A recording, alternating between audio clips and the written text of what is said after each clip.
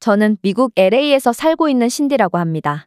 여러분께 제 이야기를 소개해드리기 위해 역시나 제 첫 번째 직장을 다니며 있었던 일을 말씀드리지 않을 수가 없겠네요. 그곳은 일은 많지만 월급은 두둑해서 만족하면서 다녔는데요.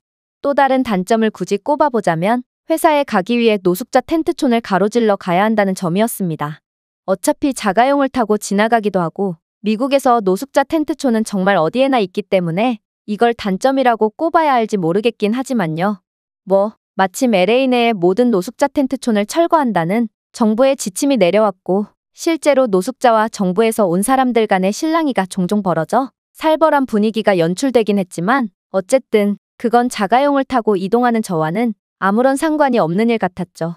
그러다 한 번은 약물과 술에 취해 정신을 못 차리고 있는 텐트촌의 다른 노숙자들과는 전혀 어울리지 않아 보이는 동양인 한 명을 목격하게 되는데요.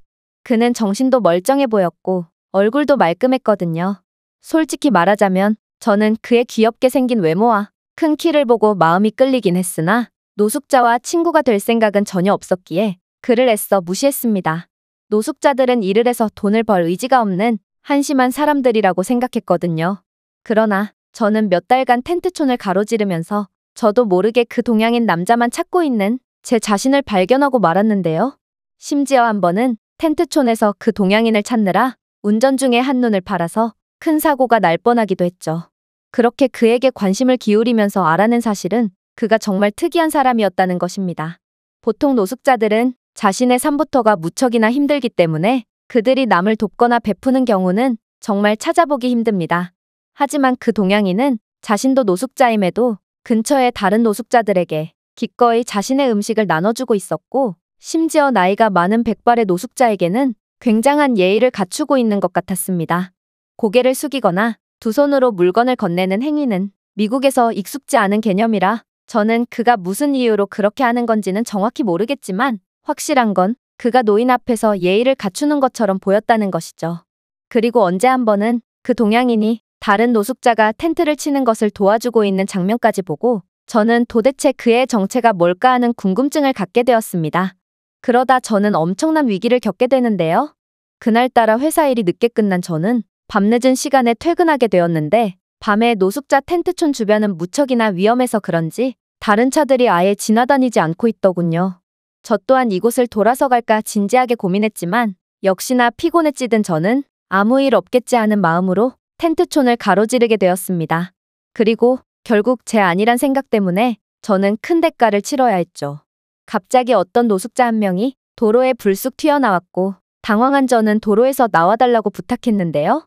하지만 그는 제가 상향등으로 자신의 눈을 아프게 했으니 보상금을 받아야겠다는 터무니없는 말을 하더군요. 저는 그때 이곳에서 빨리 벗어나야겠다는 생각밖에 없었고 그에게 돈을 줘서 떼어내려고 했습니다. 하지만 제가 지갑을 꺼냄과 동시에 다른 노숙자들이 떼거지로 몰려오더니 이내 제 차를 둘러싸버리는 거 아니겠어요? 그들은 제 차를 마구잡이로 흔들어댔고 공포에 질린 저는 그들에게 제가 가진 돈 전부를 건넸지만 그들은 미동도 하지 않았습니다. 아마 그들이 제게 원하는 건 따로 있는 듯했죠. 사실 노숙자 텐트촌에 잘못 들어왔다가 그들에게 여자로서 당할 수 있는 최악의 봉변을 당하거나 가끔은 약에 취한 이들에게 목숨을 잃는 경우가 있는데 저는 뉴스에서나 보던 일이 내게 벌어지는구나 싶어 패닉에 빠졌습니다. 그들은 점점 폭력적으로 변해갔고 그렇게 그들이 차 문을 깨부수려는 순간 갑자기 멀리서 어떤 외침이 들려왔습니다. 노숙자들이 알아듣지 못하자 멀리서 소리를 지른 남성은 휘파람을 불며 그들을 진정시키기 시작했는데 알고 보니 그는 제가 관심 있게 지켜보던 동양인 남성이었습니다. 그는 유창한 영어를 사용하며 달려든 노숙자들을 진정시켰고 아마 그는 이 노숙자 텐트촌에서 꽤나 인정받고 있는지 웬만한 노숙자들은 그의 말을 고분고분 듣고 물러나기 시작했습니다. 그리고 약이나 술에 너무 취해서 도저히 통제가 안 되는 사람들은 다른 노숙자들이 끌고 갔죠. 그는 손 하나 까딱하지 않고 제 목숨을 구해준 것이었습니다. 동양인 남성은 패닉에 빠져 오열하고 있는 저를 달래주며 이젠 괜찮다고 안심시켜줬는데요. 저는 그 덕분에 침착을 되찾게 됐고 그에게 보답을 할 테니 텐트 위치를 알려달라고 부탁했죠. 그러자 그는 여기는 너무 위험하니 찾아오지 말고 전화를 달라며 자신의 휴대폰 번호를 알려주는 거 아니겠어요? 어떻게 노숙자가 휴대폰이 있을 수 있는지 혼란스러워하는 저를 뒤로 한 채 그는 고마우면 밥이나 한번 사라고 말한 뒤 돌아섰습니다. 그렇게 저는 집에 돌아와서 그에게 연락을 취했고 저희는 3일 뒤에 근처 식당에서 다시 만나게 되었죠. 그는 노숙자 텐트촌에서 봤던 것보다 훨씬 빛나고 깔끔한 차림으로 등장했는데요. 자신은 한국인이고 이름은 현수라고 밝힌 그는 엄청나게 유쾌한 사람이라 말이 잘 통했습니다. 그렇게 재미있는 이야기를 나누다가 저는 그에게 일자리 구하는 걸 도와줄 테니 다시 새로운 삶을 살아보는 건 어떻겠냐고 묻게 되었는데요. 그러자 그는 껄껄 웃더니 자신은 이미 직장이 있다고 하더군요. 알고 보니 그는 LA 근처에서 조그마한 한식집을 운영하고 있더라고요. 그저 우수한 한식을 전 세계에 알리겠다는 목표로 한국에서 LA까지 오게 된 현수 씨는 운이 나쁘게도 최근에 임대료가 폭증하면서 예상치 못하게 생각보다 훨씬 작은 공간에 식당을 차릴 수밖에 없었다고 했는데요. 식당 임대료를 내면 아무것도 남지 않았기 때문에 그는 한 칸짜리 방조차도 구할 수 없었다고 했죠. 심지어 생각보다 주방도 엄청나게 좁고 가게도 협소했기에 자신의 큰 키를 고려한다면 테이블을 전부 한쪽으로 치워도 자신은 쭈그려서도 못 자는 수준이라 어쩔 수 없이 노숙을 선택할 수밖에 없었다고 했습니다. 그러고는 다행히 가게가 이렇게 협소한데도 미국인들이 자신이 만든 한식을 좋아해줘서 이제 다음 달부터 텐트촌에서 벗어날 수 있을 거라 했는데요. 저는 현수 씨의 생활력에 정말 감탄할 수밖에 없었습니다. 저는 그에게 어떻게 미국 경찰도 못 말리는 약에 취한 노숙인들을 통제할 수 있었냐고 물어봤는데요. 그러자 현수 씨는 당연하다는 듯 대답하더군요. 한국에는 어려울수록 더욱 나누는 문화가 있거든요. 저 또한 어렸을 때부터 맞벌이를 하는 부모님 때문에 혼자 있는 시간이 많았고 감사하게도 주변의 어른들이 제게 식사를 차려준다거나 돌봐준다거나 하는 호의를 베풀어준 덕분에 이렇게 무사히 자랄 수 있었습니다.